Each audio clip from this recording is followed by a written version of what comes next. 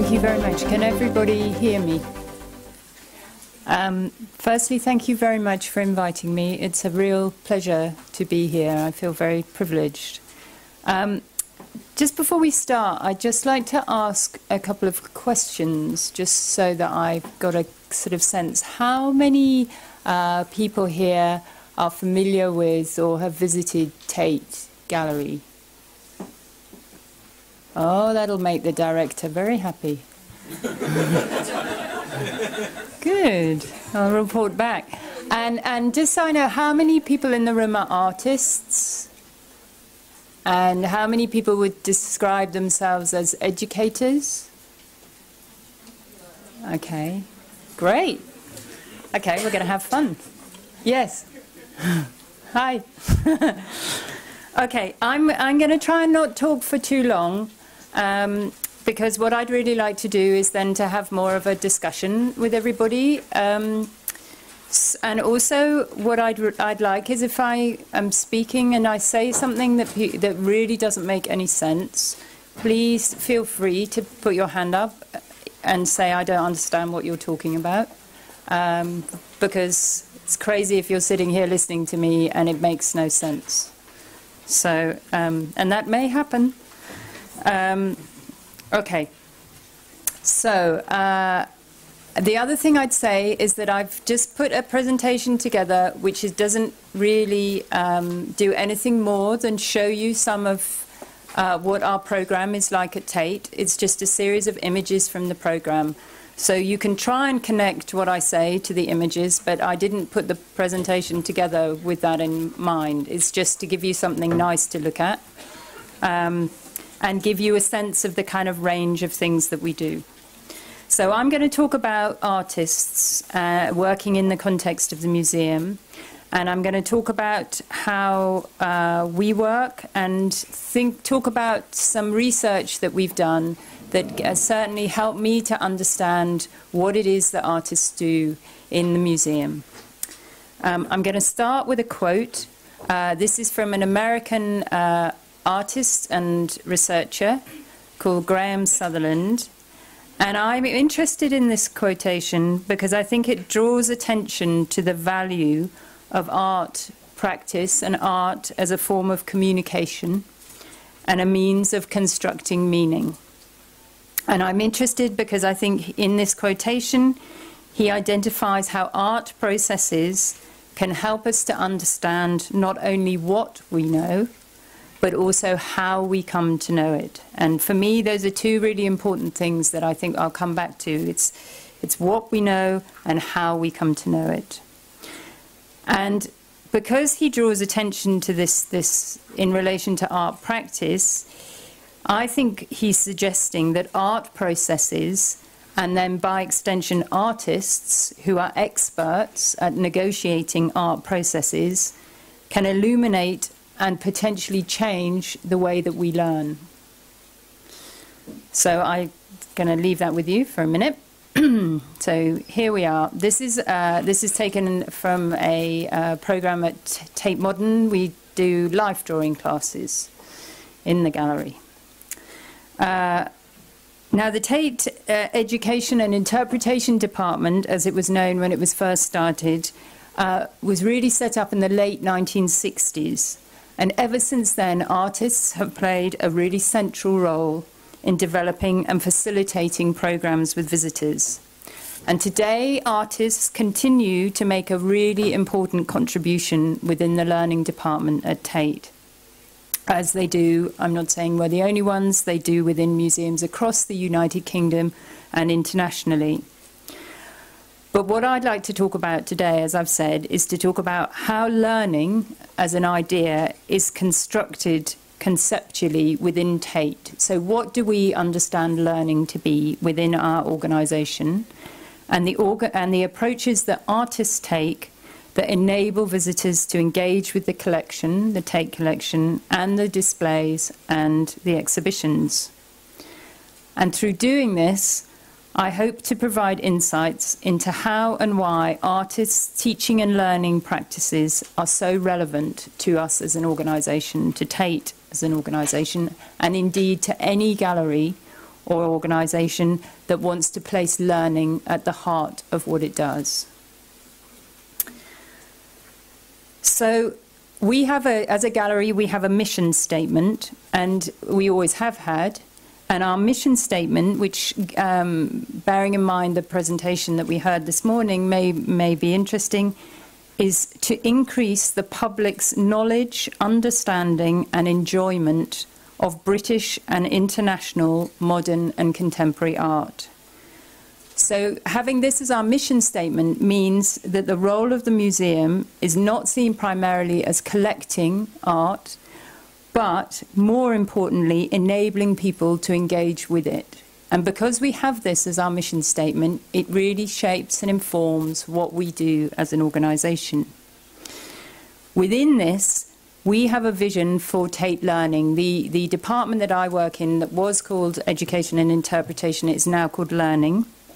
And this vision, as defined by my director, who's called Anna Cutler, is to develop an internationally recognised practice that generates new ways of learning with art, that reaches a wider audience, and that promotes positive change, dialogue, and engagement in contemporary social and artistic life.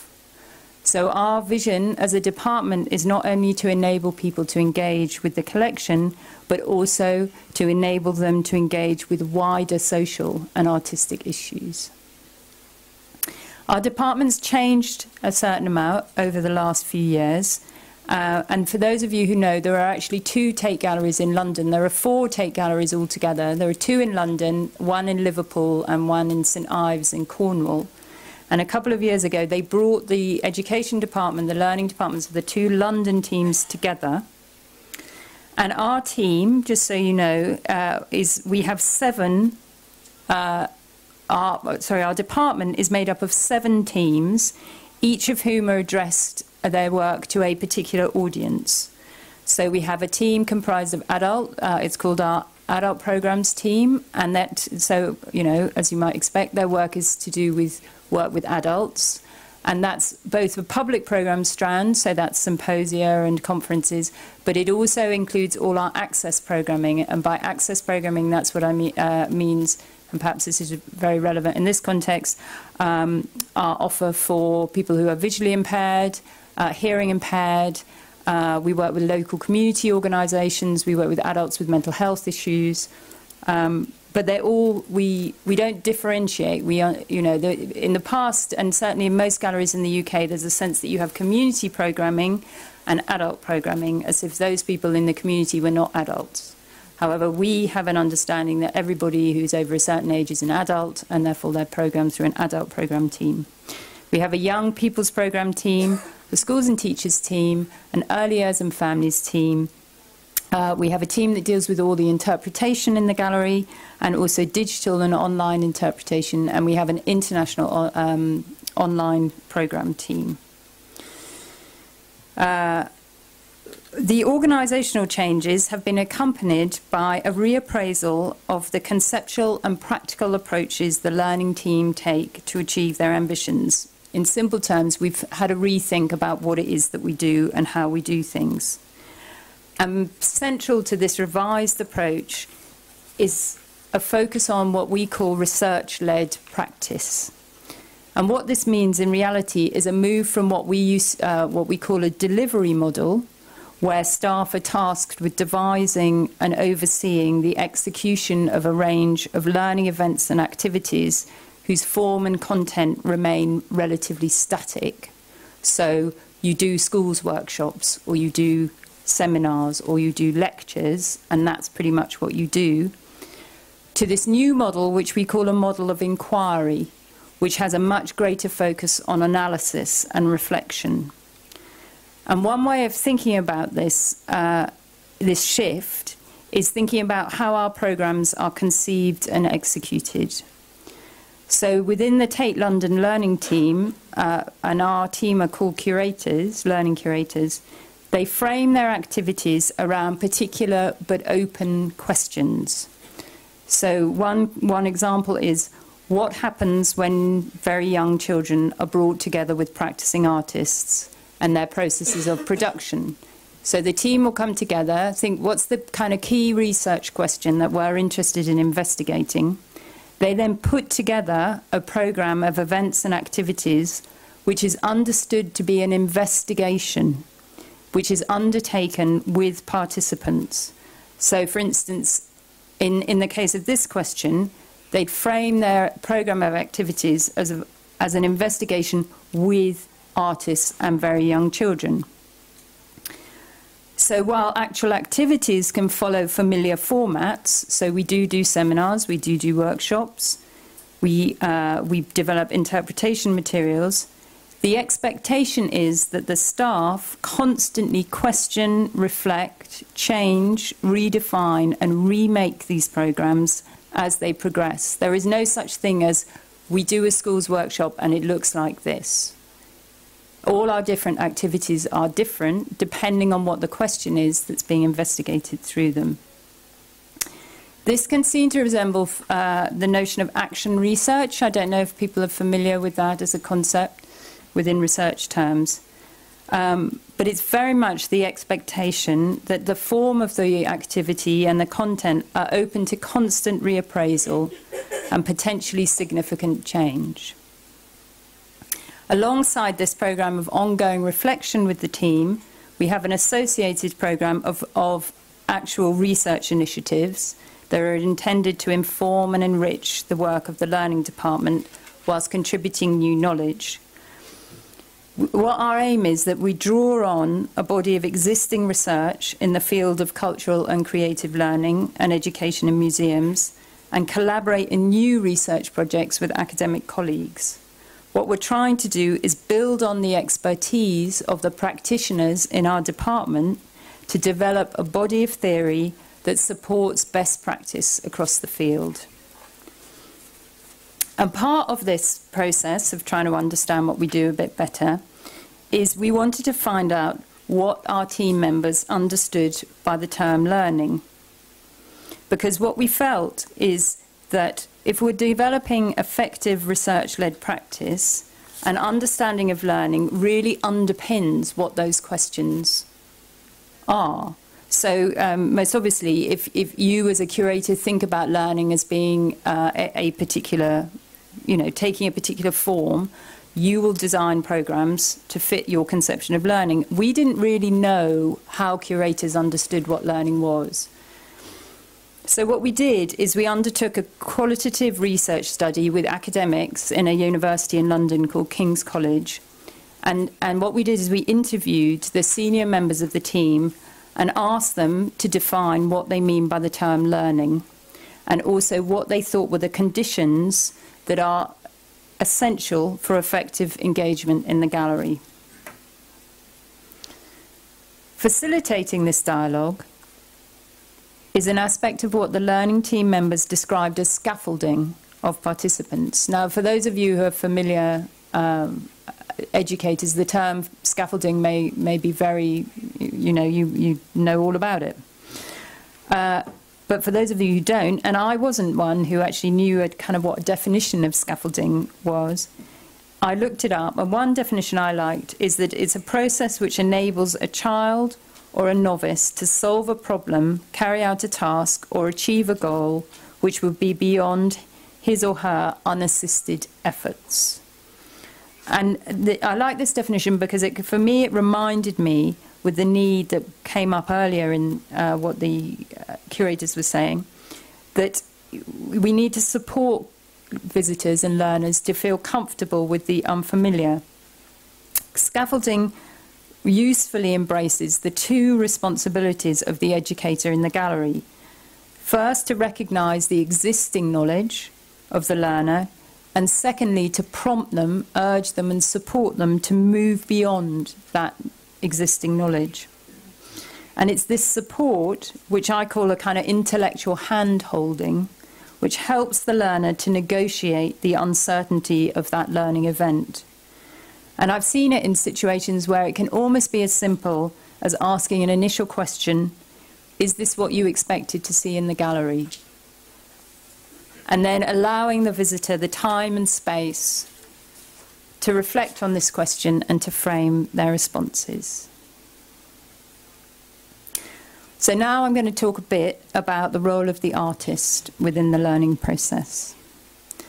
Because having identified what the specific conditions and processes that are necessary for learning to happen in the gallery, the learning curators went on to say why artists play such a vital role in supporting learning. And in particular, they saw parallels between the process of art making and learning itself, with one going so far to say that the qualities and characteristics of the processes in art practice are those of a learning process. Artist practice bring strategies for creativity. As well, the learning staff identify that the processes of dialogue and experimentation described above happen during the course of and as a consequence of or as a result of direct engagement with art, artists and their practice. At Tate, according to one team member, learning is accomplished by enabling people to become embedded in artistic processes, having the time, the space, physically and conceptually, to engage deeply with the processes of art. Now, for me, that idea takes us back to what was encapsulated in that first quotation from Graham Sutherland. That sense that art can teach us or give us insights into what we know, but also how we know it. It also invites an examination of the characteristics of artistic processes. Why are art processes so helpful in enabling learning? What are the essential characteristics of being an artist that are made visible in their practices? And how do these characteristics translate into effective teaching and learning in the context of the gallery? And to sort of try and find some answers to this, I've actually looked back at two earlier pieces of research that were done at Tate to try and understand this further. One study at Tate explored how selected visual artists describe themselves as artists. And through a series of interviews, the research interrogated what the artists did, i.e. how they define their practice, what knowledge and skills they thought they possessed, and how this then translated into the ways in which they taught, in inverted commas, and I'll come back to why it's taught, in the gallery. In the first instance, the study found that the artists described their practice as a process of conceptual inquiry and problem solving. In relation to this, the knowledge and skills the interviewees considered essential to being an artist were those that enabled them to negotiate the process of conceptual inquiry. So, for instance, they didn't define themselves as being able to paint, for example, or being able to take photographs. It was more important to them that they had the knowledge that enabled them to explore and realise their ideas. And in exploring and realising their ideas, they might use photography or they might paint, but it was the realisation of their ideas was what they understood defined themselves as being an artist. One educator, Michael Erro, has described this type of knowledge as practical knowledge or know-how. And he says that it's the kind of knowledge that you get primarily from experience. So for these artists, learning through doing is vitally important because their knowledge is essentially gained through practice. Art practice, as constructed by the artists here, is an experiential process of conceptual inquiry that includes inspiration, critical thinking, and the building of meaning. Now, I think all of these characteristics are interesting because this study, this earlier study, and the more recent work with the members of the learning team indicates that both sets of interviewees see art practice as providing a model for a creative learning process, which in turn suggests that learning involves moments of inspiration alongside analysis and ongoing reflection. So how do you make this learning visible? Returning to the earlier study, it emerged that typically artists, the way they described, reveal their knowledge or make their knowledge, visible to other people, is through their art-making process. It's what the learning expert Donald Schon calls knowing in action. And they make their ideas visible, generally in visual form, funnily enough. There's an artist and educator in London called Roy Prentice, and he describes the artwork as an imaginative outcome which embodies the knowledge required for its production. So what I think he's saying here is that the artwork itself reveals the knowledge and hence the learning of the artist who's made it. So they've got so artists have all this knowledge, we all know this, they're very good at this, but rather than giving a lecture, all their knowledge is made visible in the artwork that they produce. So the artwork embodies their knowledge. But I was interested in this construction of the artwork as revealing the knowledge of the artist, because it made me think about, well, what is the artist working in the gallery? What's their relationship to the art object? And in this sense of the artist having a particular relationship to art, I found there's a good example or good articulation of what this particular relationship is. Came through another piece of research that was conducted by an artist who was working on the schools program at Tate. This artist, who's called Michelle Fourier, identified that she sees the artist embodying a specific form of engagement with art practice. She describes the practitioner as being, in quotes, on the inside of art. And she says that the artist occupies a particular standpoint that comes directly out of some form of art practice and with the expertise of the creator. So I know that is, I haven't explained that terribly well. But I think what she's trying to say here is that if you're an artist educator in front of an artwork, what you're concerned with is accessing the knowledge that's present in that artwork. You're interested in accessing the artist's knowledge present in the artwork, perhaps more than, say, talking about art historical information that surrounds the artwork. You want to excavate the decisions an artist has made in order to realise the artwork. And I think that has real implications for the way artists work in the gallery. So I'm just going to say a bit now about what I think about how artists' expertise is made real in the gallery. And I think it's rather lovely that here we've got an example of an artist clearly displaying their expertise in the open space in front of Tate Modern, that is. I cannot remember what that seminar was, but kind of wish I'd been there. When interviewed about what skills they considered to be vital when they were teaching in the gallery, the artists in the Tate study that I'm talking about identified active questioning and inquiry as crucial to their models of practice. Indeed, aspects of how the artists described their practice were like a research process. So they talked about, posing questions. They talked about investigating. They talked about reflecting. This is what the artists felt were the skills they had in their own practice. But they also talked about playfulness, and they talked about risk-taking. And I don't know if this is, for the artists in the room, I don't know if this is kind of ringing bells for you and going, yes, that's how I think about my practice. But they went on to say they felt they were very skilled in dealing with the unexpected. They valued curiosity. They thought imaginative responses and open-mindedness and the freedom to explore more than one idea at once was very important to them. They also recognised that productive failure was a good thing. And they talked about being very comfortable with not knowing. They were interested in finding out, almost, this is a kind of generalisation, but more interested in finding out than knowing. They didn't necessarily describe themselves as being experts.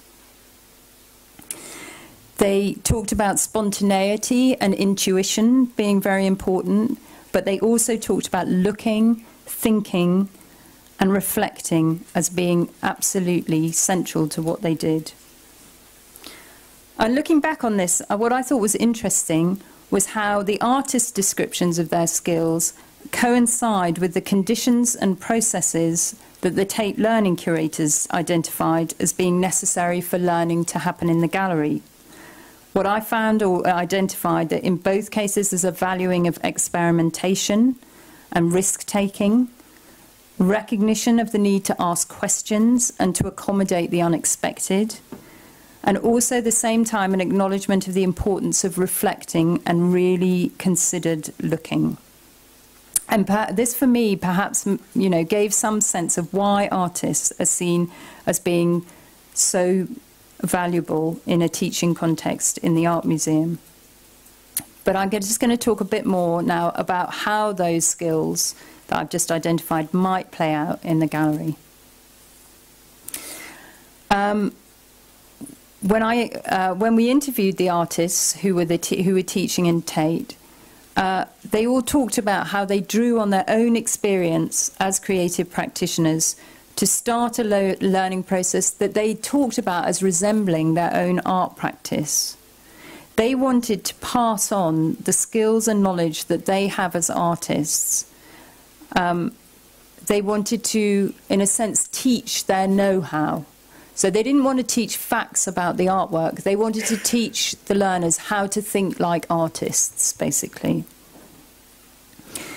They talked about how they wanted to enable learners in the gallery to gain specific tools, or as one person talked about, strategies for interpretation. And these skills that they wanted to teach people were, you know, perhaps not unsurprisingly, the skills of looking, questioning, reviewing, critically engaging. They talked about wanting participants to slow down and reflect on what they were seeing, and through that to construct new meanings. And they talked about themselves as facilitators engaged in the processes of learning. So the way they saw themselves in relation to learners was that they saw learners as active, not passive. So learners are seen as actively constructing meaning, not passively receiving knowledge. They were also very keen to promote experiential learning. And they could, at as many times as they could, they gave learners the opportunity to engage directly with the art, to experiment, to take risks, to play, to fail, to try things out, all within a very supportive environment. And the reason why I went teaching like this is because they didn't like describing themselves as teachers.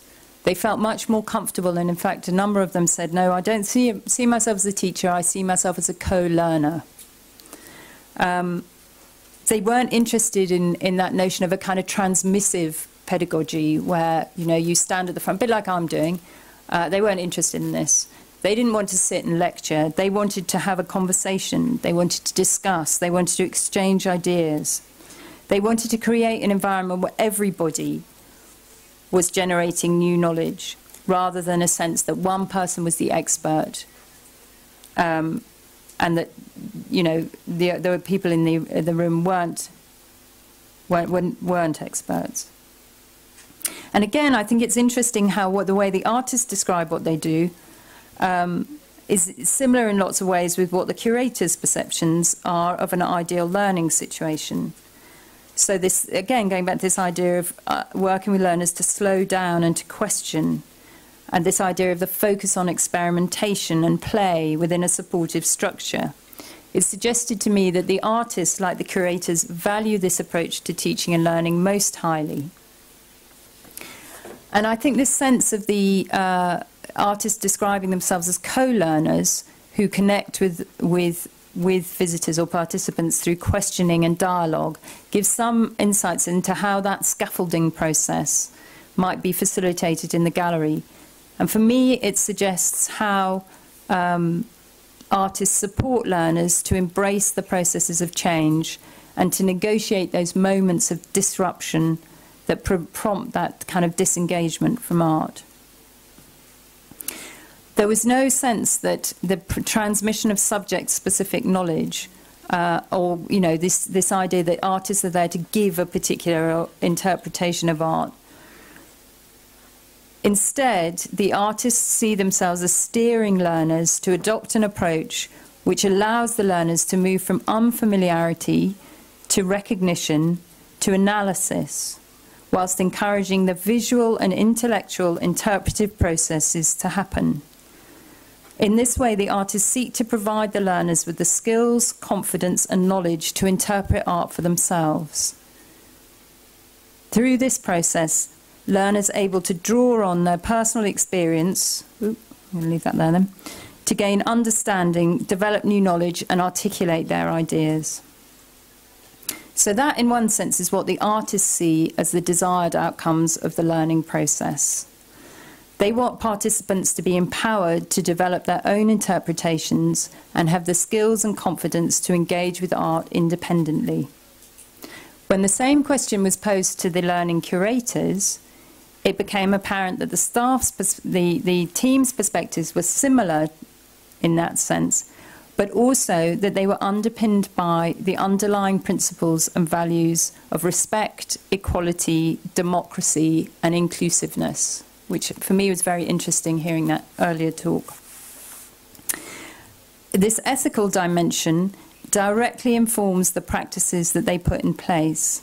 For example, there's an expectation that the creative conditions and processes will bring about positive outcomes in terms, for example, of empowering young people, providing visitors with skills and confidence, and perhaps significantly to challenge ideas and existing ways of thinking. So there's a sense that the state staff consider that learning has the potential to bring about new states of critical consciousness and engender creative and critical thinking that challenges how people view themselves and their position in the world. And for me, this view resonates with the ideas articulated by educators including Paulo Freire and Henry Giroux, both of whom are located within the discourse of critical pedagogy. And critical pedagogy recognises the importance of dialogic learning, questioning, and critical engagement with existing forms of knowledge. Central to this approach is a reconfigured relationship between teacher and learner to allow for more democratic forms of cultural and intellectual production. And this is seen to come through an exchange of knowledge between artist, artwork, and learner. And a lot of the way we talk about our practice is very much in the sense of a kind of democratic process and about a kind of critical pedagogy. But one thing that I'd sort of got thinking about this is that, you know, I work in a big and very powerful institution. And I wondered to what extent a truly democratic process can be accomplished, at the same time allowing for the need that I hope I've made clear, you know, that was identified earlier, that learners need to be scaffolded to ensure that they can engage meaningfully and learn with art. There's a tension perhaps in this sense that you want learners to invite, you know, to unravel, to question, to unpick the knowledge that you hold as an institution, yet at the same time you're inviting learners into a learning scenario where the parameters of, as I've already said, the parameters have already been set, because that's what the notion of the safe space is, that you create a set of parameters. So there's an example that I have here where teachers are invited in to question their practice, but they're invited to question the practice, their practice, not necessarily the practice of the museum.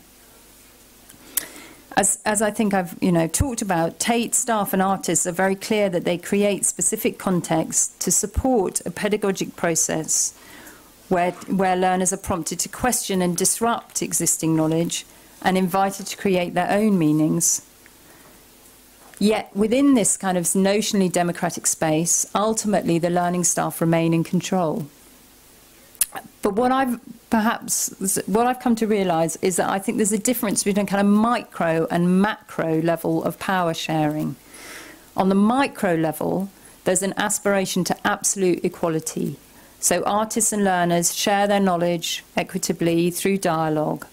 But on a macro level of programme development, it appears that the gallery curators and the artists do retain that greater share of power.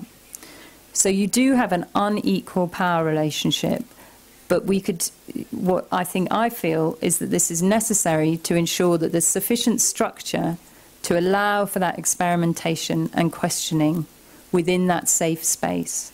But some of you may feel that whether this variance does allow for a fundamental unpicking of dominant bodies of knowledge, all of which are sanctioned by the gallery. And it's made me think about how we have to be careful about the language that we use to describe our practice as being about a kind of critical and democratic process. So perhaps, we could talk about that a bit more. So really what I've tried to do, look, I can come to my thank you slide, is draw on research that's been conducted at Tate over the last 10 years to identify how learning has been constructed by key individuals within a particular organisation, by artists and by learning curators. And hopefully through this to give a sense of what the role the artist plays in supporting individuals of all ages and all levels of expertise to connect with art and to construct new meaning. What I hope I haven't done is to say that our approach is better than everybody else's, because I don't believe it is. But I think what I'd like to, what I hope I've done is also drawn attention to some of the contradictions in the processes and the ambitions that we have. That there is this kind of strong ethical ambition for the practice that is tied very closely to notions of critical pedagogy. But whether or not that's achievable within the context of a big and powerful art institution that really aspires also to put learning very much at the centre of what it does, I don't know. What I hope is that it encourages other people to explore and question these processes. Thanks very much.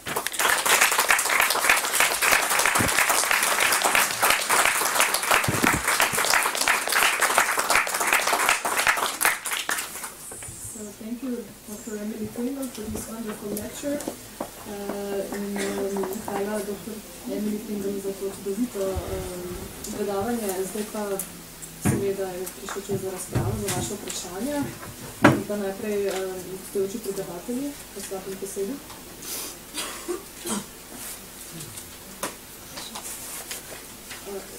Ja, prosim.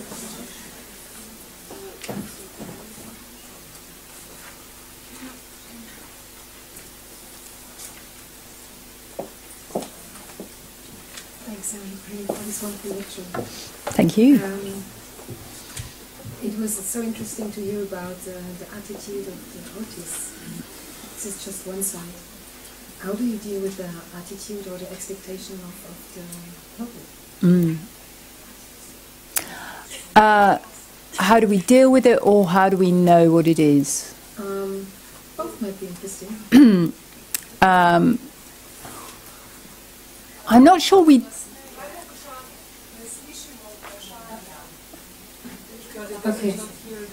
Okay. The question was, how do you deal with the attitude and expectation of the public coming to Tate? Because I said the attitude of the artist is one side, and I'm wondering what is the attitude and expectation of the public, and then there was this back question, how do we know about it and how do we deal with it? Yeah. And I thought both of it would be interesting. Yeah.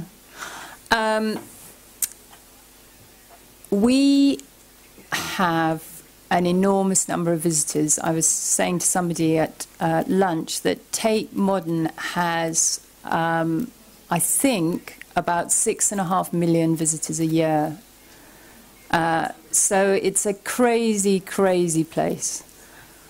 So when I say how do we deal with the attitude of the visitors, I don't think we can even get our head around the number of visitors that come, let alone deal with them. But what we, the way our programs work, we have a strategy for our program where we talk about doing light touch and deep touch programming. Light touch programming is where we try and provide support for people who just come in. So that's a lot of where things like all our interpretation in the gallery happens. So for people who are just walking in, there's something to give you a way in to the work, but it doesn't involve, you know, us working in depth with those people because we simply can't. When I say how do we deal with the attitude of the visitor, is I don't think we recognise that we have such a wide range of visitors who come to the gallery that what we can try and do is make our values, as a department we've done a separate exercise which is to really investigate what our values are. And our values are things like equality, democracy, trust, love is one of our values.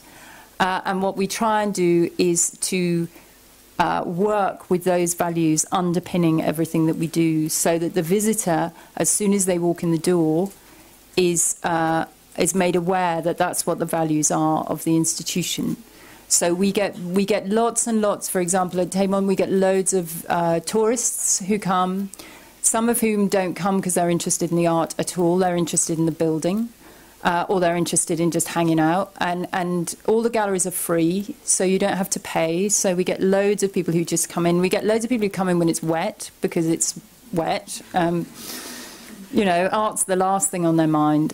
So I think what we have to do is appreciate that not everybody comes in. A lot of people won't have any understanding of what contemporary, modern and contemporary art is. But what we try and do is to recognise that sense that maybe I've talked a bit about here, that art can be very intimidating. So how do we make it as unintimidating as possible? How do we make people feel that they have a right to know what this stuff is about? So that's, in a sense, all that. And we do a lot of audience research to answer the second thing. So we do some audience research. You know, why have you come? What's it been like? What was your worst moment? What was your best? You know, very simple stuff. I'm sure you know, those of you who work in galleries, that's not that unfamiliar. But the other side of our programming is this very deep programming that we do with specific groups, much, you know, small numbers over long periods of time. And then we really know, and we really look at what are the motivations for coming, what are the barriers for people coming, how can we work in partnership with different organisations to try and support people to come. So we work with, as I say, community organisations that work with, say, you know, adults with mental health issues. We have relationships that go back 10 years working with those organisations so that we can try and support individuals like that to come into the gallery. And we do loads of research around that. I don't know if that answers your question. Thank you. Še kakšno vprašanje?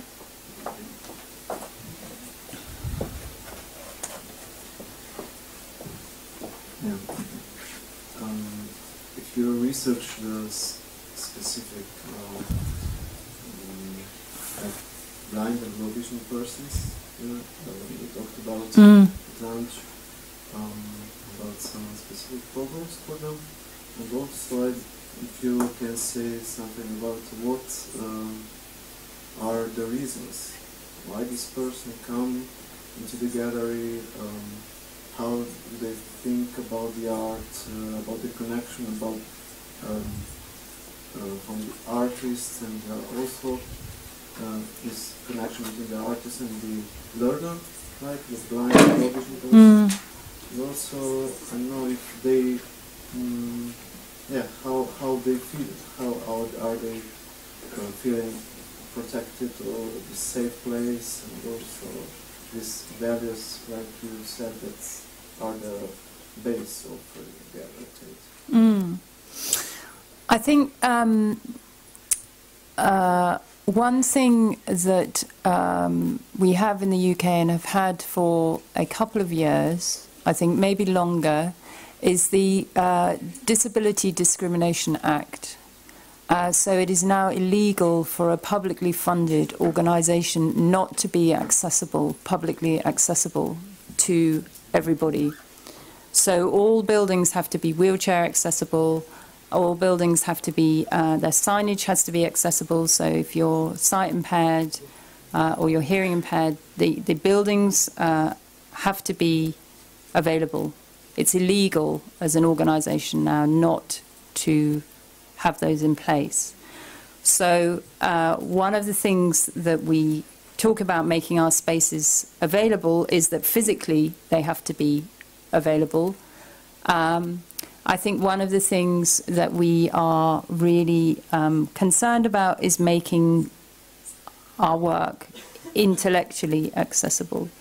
And the programs that we run for adults who are sight impaired or hearing impaired, for instance, are all about how do we make our work intellectually accessible. And we do a range of programs. So one of the slides is we give British Sign Language talks on a regular basis. I think I said to you at lunchtime it might be weekly, but it might not be weekly, but it's pretty regular. And these are free and they're open to anybody. And they can happen in, sometimes they happen in the evenings. And the idea is that they are social as much as kind of educational. So I think the same values apply to those programs that they do. It's not seen as something kind of different. So it's just that we need to put in place certain provisions to support those visitors who come with visual impairment. I think one of the big eye-openers for us institutionally has been that shift, and forgive me if I don't know the language right, shift away from that kind of deficit model of disability. So the idea that it's up to the institution to make itself, accessible to everybody, rather than that it's the person with the disability who has the issue or the problem. It's the institution that has to recognise that it's not accessible. So that's kind of how we work with our programming. What is it we need to do? The same applies across the piece. What do we have to do if we have a group of school children who come with profound and multiple special needs? We have to have certain things in place, but the offer should be no different. There is not a dumbed down offer. It's the same offer. It's just we have to work perhaps a bit harder to put in place things to make that happen. We don't always get it right. Again, I don't want to make us sound like we're absolutely fantastic and brilliant. Sometimes we don't get it right, but we really try, I'd say. Thank you. Imamo še eno vprašanje.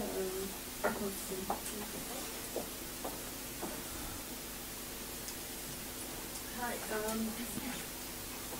Hello? Yeah, okay. From the photos you showed as an illustration of the programs, I noticed that there is a lot of practices from all sorts of arts, music, performing arts. Do you use, best practices across the field? Yeah, very much so. So you work also with different artists, not just visual artists? Yeah. So a lot of the program that we have for our young people's program, let me give you an example. Here we are. Our young people's program, we work very closely with a group of young people who are called Tate Collective. And anyone can become a member of Tate Collective, and except you have to be between aged 15 and 25.